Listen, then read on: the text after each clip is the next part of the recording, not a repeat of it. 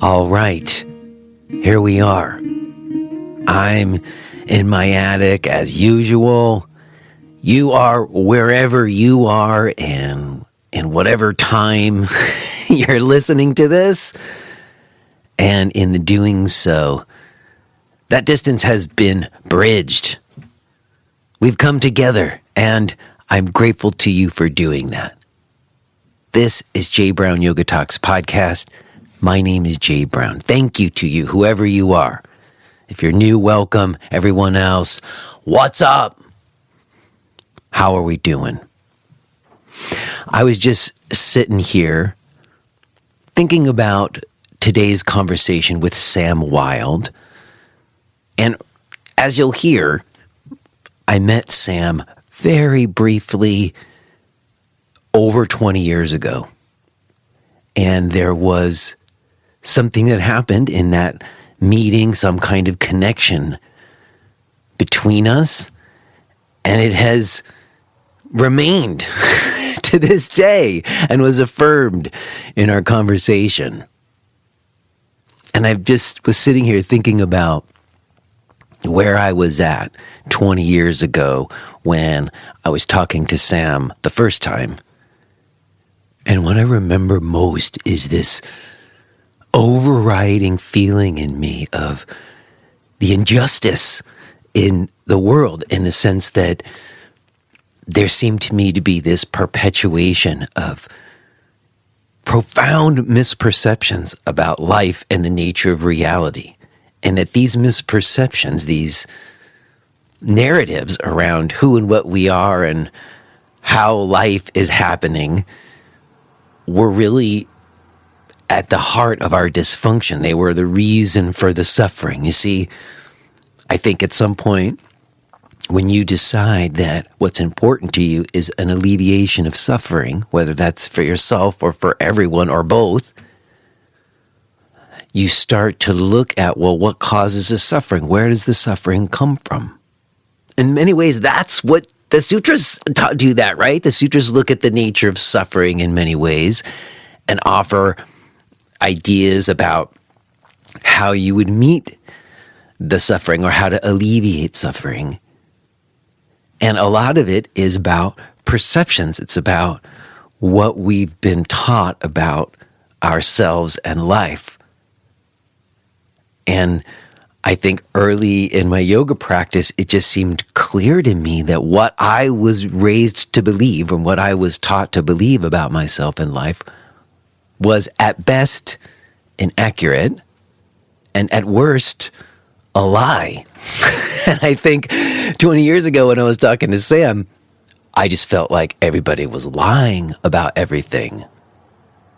And I think in many ways I've matured from that stance, although I still think we're getting lied to a lot of the time. I think sometimes the people who are lying to us have lied to themselves and they don't even know they're lying, but there is what I think is a profound misperception of things.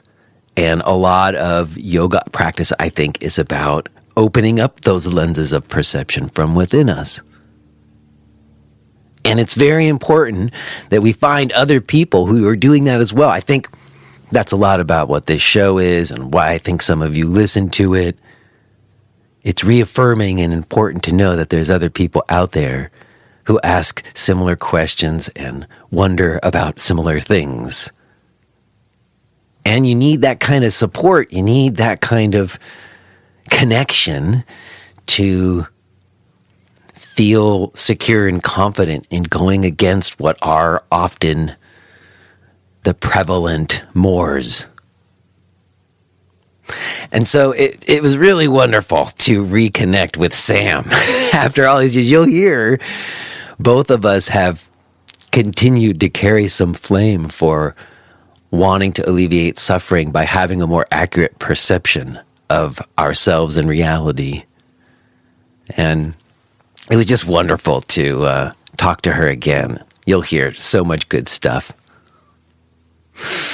And I guess I don't know what that means to you. Some of you who've been listening know I mentioned a few weeks ago about the difference between connection and community. And I've been thinking about it more. It seems like community is really bound by time and space to some degree, but connection is not. Transcends time and space. In any case, I really am glad to be bringing this conversation with Sam to you today, because I think it really invites us into some important questions for us to ask. And let me see. Oh, I wanted to give you a quick hip update. Regular listeners know I got stuff going on with my hip. I did go to the doctor, and then this week I saw the sports medicine ortho guy. And you know what? He was cool. He totally understood the situation. And he got that really what I need is the MRI. But in order to get the MRI paid for by my insurance company, I got to go to physical therapy first. But I got to tell you, he acknowledged that, maybe normally he would make people have to go a certain number of times, but he felt confident that if I just went once or twice and I learned the exercises that the PT gave me, that I would do them on my own. He could tell that I would actually do the PT exercises, and I'm totally open. Honestly, I couldn't be happier to learn new stuff and have a PT help me out. But I got to be honest with you, when I made the appointment on my way out, they're like, do you want to make the appointment with the PT now? And I was like, sure. They're like, would you want to work with this particular therapist? And I was like, I don't know. I didn't go online and research all the therapists that work there and try to pick the one that I thought was going to be best for me. I just said, sure, whichever one, go ahead.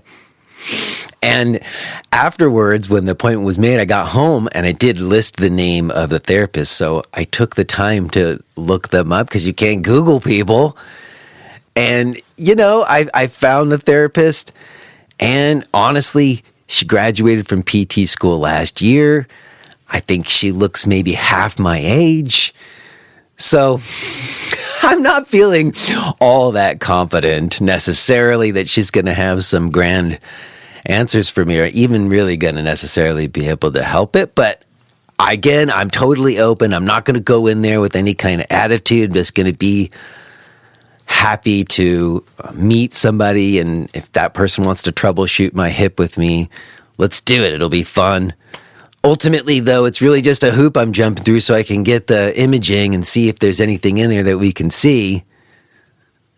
In any case, I got some other ideas about things I might try to address it on my own first, and I'll share more about that with you at another time. Okay, that's it on the hip front. I'll let you know how the PT session goes. What else? Oh, yes, I mentioned this last week in the outro. I wanted to say it here in this intro as well. If you have been listening and curious about my online yoga teacher training and you missed the early bird pricing deadline, then it is my recommendation that you would go to my website and either go halfway down the homepage or to the bottom of any other page and subscribe to my free email list, because there are going to be some other possibilities for price discounts on the training, and they're going to be specific to people who are on the email list. There's a lot of people on that email list I know for a long time who don't listen to the show, and they only are contacted by me through that list. So listen, if you missed the deadline and you want to still get notice of other possible discounts on the training, go to the website and subscribe to the email list. Let me also take a moment to give some love to our podcast premium subscribers. Today, specifically, I would like to shout out Kasha Palepko and Paige Benjamin. What's up to you, Kasha and Paige? So appreciate you both. If you're new around here, we do offer a podcast premium subscription, which one gives you access to the full archives, which is quite extensive, but also is a way for people to help support this show. It has been quite some task to keep this weekly podcast going for more than 7 years, and we simply couldn't have done it without support from people out there, people listening who value what they get from the show. And if you're someone out there who would also like to contribute, becoming a podcast premium subscriber is the way that you do it. It's choose your rate, cancel at any time. And if you don't have money and there's an old episode that you want to listen to, just email us. Don't worry, we'll be happy to give you some free access to it. If you do have any money at all, though, even just a little bit, it certainly makes a difference for us. And I just couldn't be more grateful to those people. So to learn more about becoming a podcast premium subscriber, or find any of my stuff, the training and the ongoing weekly classes, all of my stuff can be found at jbrownyoga.com. Okay, y'all, I will touch base with you on the other side, but I think we're good. Let's go ahead and listen to this conversation that I had with Sam Wilde.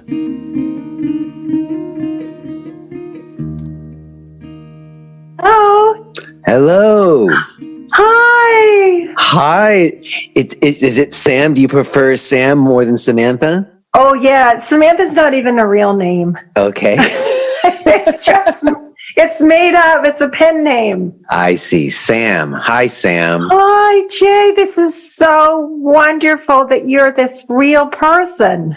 Well, to me, it's so wonderful that you're this real person. I mean, you think you've listened to the show.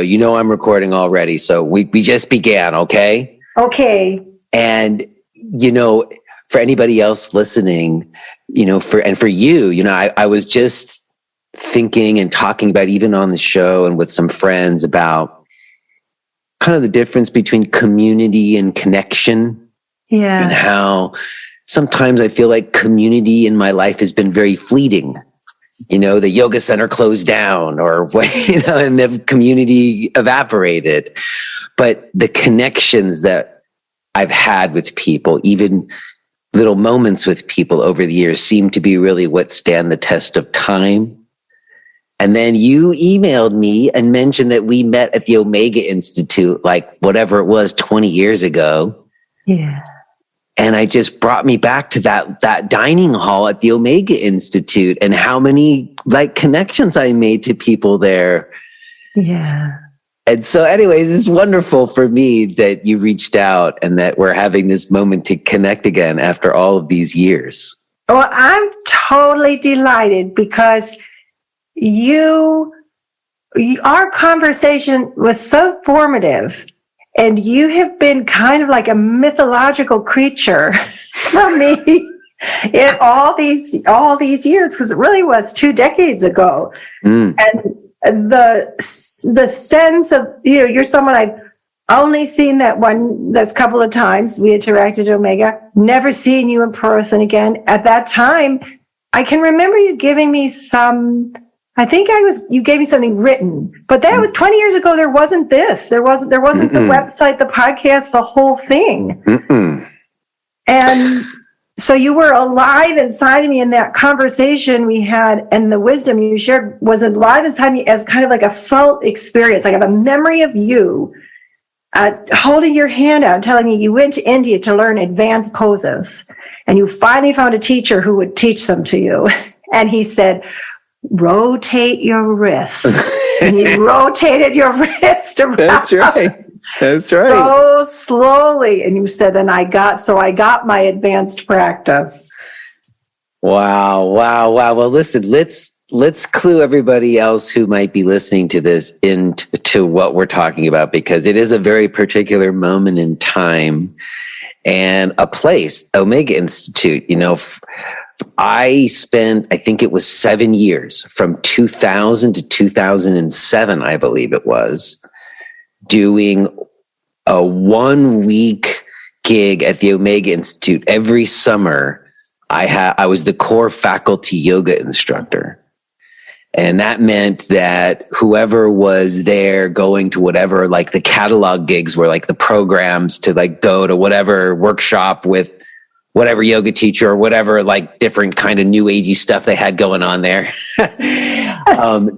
Anybody who went there and was going to a program had access to these yoga classes in the morning, in the evening, as well as Tai Chi classes. And it was just part of the package of going to Omega.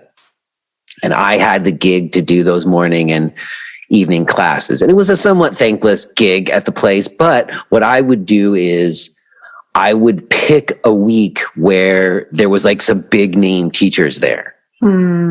So I could kind of observe them. And it was always like a little bit of a thing for me to see, like, can I hold my own alongside the big name teachers at the Omega Institute, you know?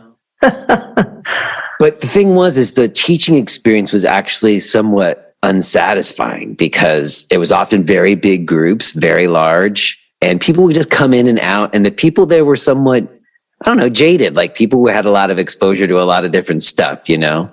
So you were sort of competing with a lot of charismatic teachers and stuff. But what was great about it was that dining hall, like sitting there and having breakfast and lunch and dinner and people deciding to come sit with me and talk to me because they had come to my class or whatever. It was my favorite part about going to the Omega Institute. So it's so wild to me because, and that really is like, you could think of that as a precursor to like what I do on the show now, because like you said, there wasn't podcasts and there was, but I didn't know about them and there wasn't like them now and they aren't like they are now. Right. And there wasn't all the internet stuff that we have now. So it was really just sitting around the dinner table talking about stuff that was where you would get it. Yes. And to be honest, I don't think I even took your class.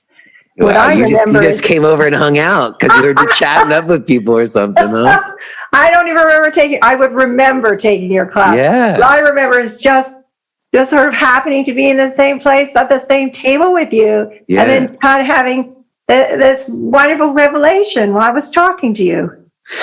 All right. Well, that's what I'm curious about because I did go to your website and like look at a picture of you and have like a vague memory of meeting you, but I can't say that I remember the conversation exactly. I have a pretty good idea of what I might have said, but I'm curious what you remember of that conversation and why it was significant to you. Yeah, that's lovely. No, I don't know that I would have made as much of an impression 20 years ago. I had just done my teacher training, although I began my own personal yoga practice when I was 9 years old. So this is a long time of a personal practice. And because I started practicing before, there were yoga studios on every corner. In fact, when I started practicing, it was so embarrassing to do yoga that the yoga teacher taught like in the gym upstairs in a corner and weird people. Everyone thought she was so weird. And the first time I went to a class, it was just like, it was shrouded in darkness. I mean, that was really what it was like. So I already had kind of come out of that and it was just cusping into this yoga culture. So however, ended up sitting there with you. We were talking, and I would love to paraphrase you because yeah, go for it. Basically, what you said to me was, "Iyengar's full of crap, but Tommy Joyce is full of crap." You were like, and then you just went through them all. Yeah, you just went through them all. You're like, they're all just full of crap, and you meant it in the sense in which now documentaries have been made about them. So you were a forerunner. In my mind, you were speaking a reality that hadn't yet been dawned on most people's consciousness, which is like, you think you're there to find yourself, but actually a lot of the motivator here is money and fame and prestige and power. And that was the kind of revelation it was for me, was like a deep confirmation of the path I was already on, which to me was always a pathless path. I was the yoga kid who didn't have any sort of backup tradition. I had to fill out my form at Kripalu when I went for the teacher training, and they said, "What kind do you study?" And I went back to my teacher in New Haven. I said, "Maureen, what kind of yoga do we do?" And Maureen goes, "Oh, we do like triangle pose and tree pose, that kind of thing." And that was like, I was like, oh no, because everybody else has got something. They had brands, right? Oh my gosh. It was a revelation of confirmation. It was a permission slip, really a permission slip to keep totally authentic. And I've had 2 decades of staying so close to a practice for me that's felt very authentic. And to my teachers, I attribute that, and also to that powerful conversation where you just sliced through that Velveeta with a butter knife, and you went, that's cheese in a box. Throw that stuff out. That's so crazy. Well, I mean, I'm laughing because I think I might have been more, I don't know, graceful about it, because you were like fresh out of TT and I was like bashing, but maybe not bashing. But what I'd say is I don't know that I knew that I didn't know what came out about them later, or I didn't even know in terms of like, I didn't have any idea about somatic dominance or like teaching pedagogy or any of that stuff. Right, what I did know was that there were different teachings about yoga that had to do with like this sense of like inner knowing and like an empowerment from within, and that like dogmas and teachers who were like being put in positions above others and not transparent was inherently going to impede that process of a person's own individual unfoldment. So I was into like this idea of radical non-duality in a really early time. And so that's probably what I was going on about. And I would definitely railing against both of those systems because they were so popular. And I was like pushing up against like a huge wave of everybody doing it, you know? Yes. Yeah. Wow. So what were you doing at Omega Institute? Like, do you remember what program you went to go there? I was probably with some of those important people. Yeah. One of those big time yoga teachers or whatever. Like, I remember always going like when Sharon Gannon or like when Baron Baptiste or like whenever. One time it would be like the runner, the early power yoga woman. I can't remember her name, but anyways, Beryl Bender Birch. Yes, I would always go when they were there. I think I was at a Beryl Bender Birch teacher training, is my guess. Yeah. Alternatively, I could have just been there to relax, but my guess is because I did one of those with her quite a long time ago. I have a very distinct memory of being there during one of those, and that's probably when we met. How interesting. And so I guess my other question is, and maybe we're jumping too far ahead, we can go back if we need, but I did like listen to some of your podcasts, and I noticed what seemed to me like a title change from I think sermons from the mat to the Fertile Feminist. And what made me think was like, oh, are you one of those people who kind of has felt a need to move away from like putting yoga teacher at the front of your bio? Oh, wow. I love Maybe that. not. Maybe I'm reading too much into it. No. What I love and what made me laugh is you said a title change, but I heard a Tidal, Tidal. It could be either, I guess. And it was definitely a title change. Yeah. I think not maybe so consciously not wanting to put yoga teacher at the front, but it has been an issue of language to me because I've been teaching yoga for more than 20 years. I've been a minister for more than 20 years. I've been self-employed for more than 20 years. I've been putting things of my vulnerable little confessions of myself in every form for more than 20 years, Facebook, so on and so forth. And the language is so important, but language is constantly shifting. And so Sermons from the Mat was a project I worked on first in writing and then eventually decided to turn it into the podcast.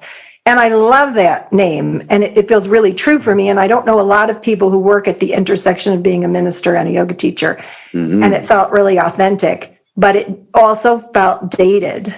And my own experience of the past 5 years, which I spent a lot of time talking about, has left me in such a place where I was identityless. And when you're identityless, you go, well, what kind of title would I have anyway? I don't have any attachment to the title of any of my titles, Reverend, yoga teacher, except for one, which is mother. That's the only place I could still. So that was a title and a title change. And I don't know when we'll talk about it, but Fertile Feminist, to me, I am the Fertile Feminist, and I have a translation or synonyms for those two words that are yogic. All right. Well, that does answer the question. Very interesting. I guess I'm curious, before we get to the yogic linguistics around Fertile Feminist, let's go back a little bit more in terms of your yoga. So after when you finished your TT there, or right around that time, did you start teaching right away? Did you have other pursuits that you did? You said that you're like self-employed. Has it been as a yoga teacher the whole time, or have you always done other stuff?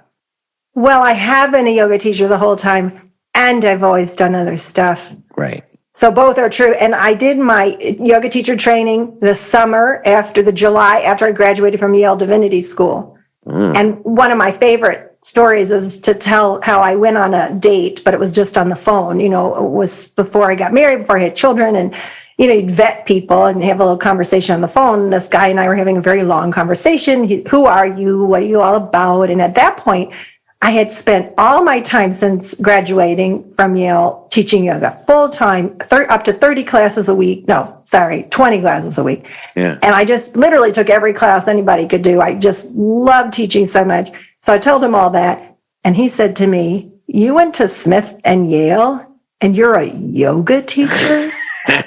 It was like, he said yoga teacher, like you would say rectal dysfunction. I mean, it was like the grossest words he could get out of his mouth. Loser, dropout. Yes, because that's what it was. It was counterculture. Yes. Right? Yeah. Oh my goodness. And so I did teach, and I taught in YMCAs, and I taught at ski centers, and I taught in nursing homes, and I taught in dementia units, and I taught anywhere anybody asked, gyms at any time, private groups, my own classes, led retreats, so on. And the yoga that you were teaching was Kripalu based? Yes, I feel that my teaching is, as an identity as a teacher, I would say Kripalu. But the wonderful thing about Kripalu is they trademark their name, so you don't get to really use it. So I didn't have to worry about teaching a kind or a form. And of course, Kripalu, you can teach every form and let it be Kripalu. It could be an that's I'm glad you say that, because that's what when I think about Kripalu, it depends, because there was an earlier iteration of Kripalu that was very different. But at latter versions, it seemed like the training in some ways was kind of good, because it was kind of comprehensive. You did get exposed to like a lot of different things, like more traditional elements of yoga practice. Right. Yes. As well as the power flows or whatever. And then people were kind of left to decide what they wanted to do with what they were exposed to, which in a way is kind of good and more what people do nowadays. But at the same time, it wasn't always very cohesive. Like, I know people sometimes who would not really, like, if you said you were a Kripalu teacher, it could mean a lot of different things, basically. Yes. To me, Kripalu is a heart orientation. And I love Swami Kripalu, the namesake for the Kripalu School of Yoga. And I have the best book ever, Pilgrim of Love, that he's written. It was written by other people, compiled of his teachings, but he called himself a pilgrim on the path of love. And it's a beautiful book. And so to me, it was just a heart orientation. And the content never really mattered to me as much as the orientation of the heart. Mm-hmm. Yeah, that is a signature. I would say also, I always appreciated, I thought that Kripalu was one of the early innovators too, in terms of just like showing different bodies and different types of people, like on the front of their catalogs and stuff. Right. You know, they just were sort of early kind of originators of what I think now people think of more as like accessible yoga. Probably because it did have like a heart orientation, you know? Yes, and because there was, even when I went there, which was long enough ago that they don't even use the same soap in the bathrooms, and they serve meat, and you can have coffee. There are a lot of things that were different, but even back then there was gentle, moderate, and there wasn't a vinyasa at the time I had my teacher training. There wasn't. Oh, you were there before vinyasa. See, I often talk yes. about it, that there was a time before we even used that word as a style. Oh, my goodness. Yeah, no. We didn't have that. They didn't call it that, no. you know? No, it was not there. And we had a practice that we did every single day that we moved through a sequence of postures. But even though that was a set sequence of poses, we never used the word vinyasa. Right. I mean, I guess it was used more like in Desikachara circles because they had vinyasa krama and they were doing breathing and moving together. And that's sometimes what it was signifying. But the style of like Jiva Mukti or whatever, right. where you had like the playlist and you kind of had like, there was kind of a template for it. You know, you'd start seated and then you'd get up and do a bunch of standing stuff. Then you'd go to the wall and then you'd come back down and do your back bends. And then you would finish up on the floor or whatever, you know, like it had like almost like a dramatic structure to it. Yes. And that became vinyasa, and you were allowed to be creative and come up with different sequences within that kind of template or something. Was a great way to think about it. It was a kind of template, and there was certainly no music in my Kripalu experience. There wasn't any. No playlists, huh? No playlists. No playlists at all. In fact, I would say, and I don't want to attribute this to Kripalu necessarily, but I don't think I'd be wrong if I said that there was an anti-vinyasa energy. And I'll just say where I really felt it when I first moved to Northampton, not so long after my yoga teacher training, moved back to it because I'd gone there as a student at Smith College. But when I moved back to it and I began teaching, I joined a studio where we were all independent teachers, but they had an open house and you could bring your flyers and everybody could share it. Now, at the time, this was an Anusara yoga studio. Now, I was so naive to branding and schools of yoga. I would think I was just a kid who, from the time she was 9, practiced in her basement, her parents' basement. And at Kripalu, it wasn't sexy. It wasn't branded. It wasn't hip in the way that all of a sudden I realized, wow, there's a whole word. So they had the Anusara. There they had the open house. I brought my little flyers. And at that time, I was calling my practice Power Yoga, because to me it was about power within. And this was, believe it or not, even butch it's your shakti power, right? Your shakti power, yeah. So to me it was just a word, but Baron Baptiste hadn't coined it. He hadn't got it for himself yet. And so anyway, there I had my little flyer, my little Power Yoga flyer, put it on the table and went to the bathroom, and all of my flyers were removed. They were all removed. And that was just one incident. There were other incidents where people would say, oh, you teach that power yoga. Well, that's not real yoga. So not only do I think Kripalu didn't have it, I'm guessing there was a little bit of an edge towards what was real and what wasn't real yoga at that time. I think that is an interesting analysis. I do think that there was, when like the vinyasa stuff hit and it kind of started going into the gyms, there was definitely like a time where there was sort of camps, you know, and it was thought that the vinyasa style was kind of like the Iyengar people always felt like it was sloppy because they didn't have good alignment. And right. Other schools just thought that it was too physical, too much asana oriented or whatever. So you would have like definitely some camps. And Kripalu had its old days as an ashram. So I guess it had its earlier roots. I guess, you know what I'm wondering, because we've talked about Kripalu and Omega, and I've been to both of those places, and they both have very distinct characters, don't they? Oh, yes. I've always imagined Kripalu to be a little bit more of like, kind of have like a university kind of feeling to it. And Omega was kind of like adult spiritual summer camp or something. Yes, that's exactly right. Ding, ding, ding, ding, ding. Adult spiritual summer camp is perfect. I mean, Kripalu, it doesn't so much anymore, but for a long time, and I've been there so many times over the years, it did have just like when you burn incense in your room, but you haven't burned it for a day. Kripalu had the lingering odor of an ashram. Yeah. And I mean that in a very loving, wonderful way. I mean, there were many good things as well as obviously many very bad things that happened in that context, but you could still feel that sense of a sacred space. And it was much more summer camp at Omega. I think Omega took itself less seriously, still does.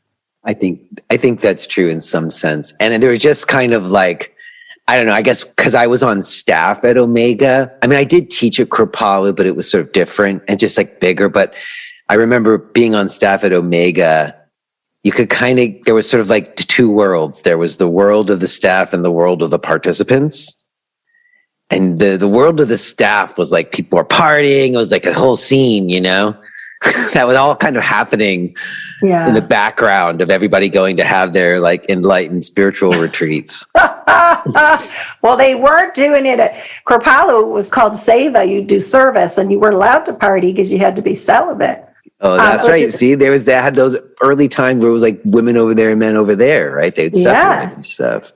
Yeah, and I have to tell you that I love Kripalu now, and I grew to love it, but I couldn't stand my teacher training, and I was, which of these is not like the others, which is this theme of my whole life, you know. So I was thinking, oh, well, of course at Kripalu I'll be at home, my bohemian patchwork self. You know, I'm really a patchwork kind of person. And I remember standing in the back of the room as 60 people. And even then, primarily women, but there were men who were in that training. And I was wearing whatever clothes I'd picked for myself from the Salvation Army, which is where I usually would pick clothes. And somebody who was in training, who was an assistant that day, so each of us would take turns to practice us. So this was another student, a fellow student, stood beside me, and I was holding my warrior pose. And this person just stood there for an awkwardly long amount of time. And then finally she said, I didn't even know you could do yoga. You didn't even look like you could do it. And that's true. I mean, kick your job off the floor, but you know the truth about people. I mean, that was a true thing that happened to me. And holy cow, but I never, ever looked the part. I never, ever looked the part.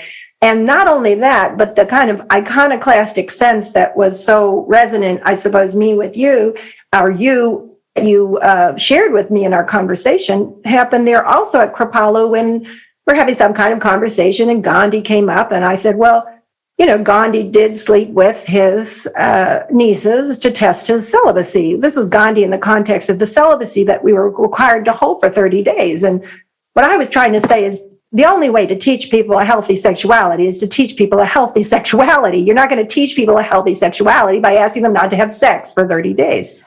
Gandhi, case in point. And you would have thought I had ripped off Santa Claus's clothes and whipped him with a belt. The shock and awe that I had said something bad about Gandhi. I said, oh no, it's true. I'm not just saying anything bad about Gandhi. It's true. This is a known fact. And it is something to wrestle with. That in order to test his celibacy, he asked his young children, there were children, his nieces, to sleep with him to see if he could hold his celibacy. Now, it is from that root that the celibacy practices have continued to come in practices like the teacher training I went to at Kripalu. So I was just saying to them, look, is this good or bad poison? We have to think about it. I mean, I've always wondered that. I mean, when you did your training at Kripalu, were they teaching like celibacy as a better path? Because I've always felt like there was like householder paths and ascetic paths, and certain systems are rooted in an ascetic path. They come out of like swamis who are renouncing, but then they found a presentation of teachings for householders. But there's always kind of like this underlying thing that if you were to really go all the way, that would mean renunciation. Absolutely. Was that the case when you were there? Oh, absolutely. And one of the old members is not the right word of the ashram, one of the community members from the ashram. And there's so much beauty. So I'm not trying to make any kind of judgment. And of course, we always have our own imperfect lens. But I was instructed by someone who had been a student there at the ashram for a very long time. So a master teacher who had deep study and had practiced celibacy for decades. And I can imagine that I seem like a little twerp up there being like, maybe we should think again about celibacy. But it was the case that would be the highest practice that you could possibly have in terms of being a yoga practitioner, because it had been the expectation of everybody who was in that ashram. Now, they didn't seem to have learned anything, because Kripalu, of course, had a sexual, what's the right word, Jay? Oh, gosh, I don't know. Before anyone else had it. Now it's gone around. It's like a contagion. Now everyone. What do you mean? Every person who's ever been in that kind of power position on that pedestal, it's happened to, it seems like. Right. Well, there you go. So they were Kripalu, it was just really at the beginning of that, because it's the 1980s, and Amrit Desai was accused of having sexual relations with lots and lots of his students, and that led to the dissolution of the ashram. So for me, it was a matter of like, well, what have we learned? Because celibacy did not create a sanctuary, a safety, and a healthy form of sexuality. And then the question becomes, so how do we create that? It's not like I was over there like, okay, everyone, let's have an orgy. Although I think that's what they thought. Well, I mean, it's so fundamental. And it's kind of what we were talking about before, because there is a difference of worldview or of purpose behind your yoga if celibacy is kind of held up as like bringing you closer to God. That's what I was railing against at the table when I talked to you. That's what that whole idea that you needed to renounce life or give up your sexuality in order to know God or to become enlightened. Just every ounce of my being thought that was bullshit. Yes, and you would use the word bullshit, and you were right on the money, and that longing, you know, I know you've been talking with people a lot about spirituality, but that longing to take those 2 steps, 3 steps, 5 steps, 10 steps, and be constantly progressing in your relationship with the divine, to feel like you're getting closer and closer, more and more sustained by it. It is so counterintuitive to me to say, don't put your feet to face the altar. So to me, I just want to preface this, because I know you have all kinds of different people listen, and I just want to say I was trained at a Christian or ecumenical divinity school, which is Yale. After that, I was trained as an interfaith minister. So the context is, I want to say, to me, tradition isn't sacrosanct. And I mean any tradition, including yoga tradition, even going back all its 7,000 years. But the context for saying that, so I never want to offend anybody. Tradition is beautiful, and much of it is true, real, alive. But the context is saying that is, look, if I'm a Christian person and I'm going to preach a Christian message, and I say, well, every tradition is sacred, you know, just because we've been doing it, just because we say our Father, we have to keep saying our Father. Well, we know that those things, they don't serve people, they're not life-giving, they're not inclusive. And I feel the same way about wrestling with the yoga tradition. So to me, it's not important to figure out going back to something original. I guess that's what I'm saying in terms of the bullshit. It's not about going back and saving some perfect form of the practice that existed once upon a time. No, I don't think it's that either. It seems to me that it's kind of, well, what I've learned is that there are many different philosophical viewpoints within yoga, and there are ones that have been predominant, but there have always been those who have held the kind of views that you're espousing, or the kind of way, a more, I don't know, like I've always said, like radical or non-dual or open idea about things, that its characteristics are always like, it doesn't have dogma to it, you know, and it's self-empowered, and it's based on more mutual relationships. And that, to me, I do think that there's something very universal and felt that people come to in practice.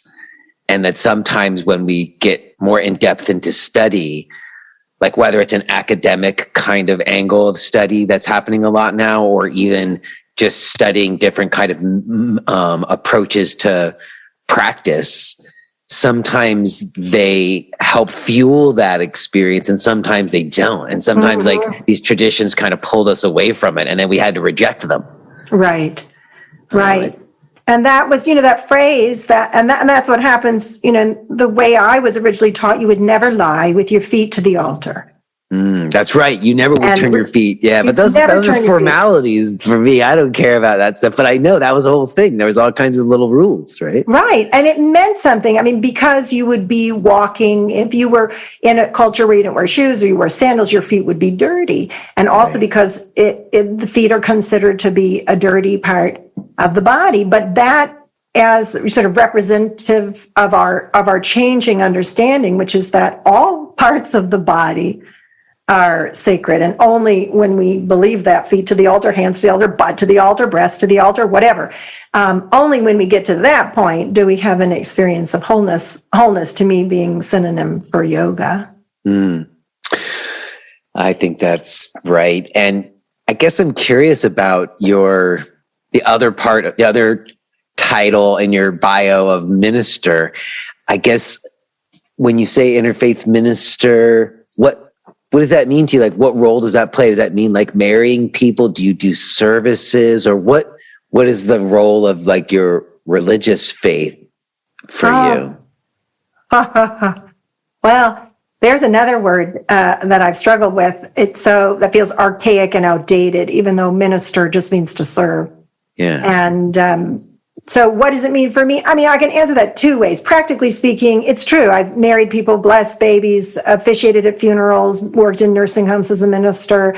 I've also, been an interim minister at a United Methodist Church and now at a United Church of Christ. So I've served in a lot of what would be called traditional capacities. And that's true. But over the course of all these years and feeling in those contexts, like I go into a Christian church and it's very clear to me that I don't belong there. But, if I hang out with my yoga students, they're not really interested in hearing, they don't want a sermon on Jesus. I can tell you that much. And so the language that feels most real to me right now is to think of myself as a metaphysical midwife. And that doesn't seem like a synonym for minister, but I really think it is. And metaphysical to me is anything, right, that is beyond the physical. So if we're talking about spirituality, religion is a word that means to make meaning of. And of course, it's been co-opted and it's so dense, it's almost not worth unpacking. Unless you're super scholarly. And this is interesting because I don't know how you feel about this, but for me, even the word spirituality, which felt a little more vital maybe 15 years ago, doesn't feel sufficient because If you are hearing this message, then you're listening to the free version of J. Brown Yoga Talks. To hear the rest of our conversation, please subscribe to Podcast Premium at jbrownyoga.com/premium.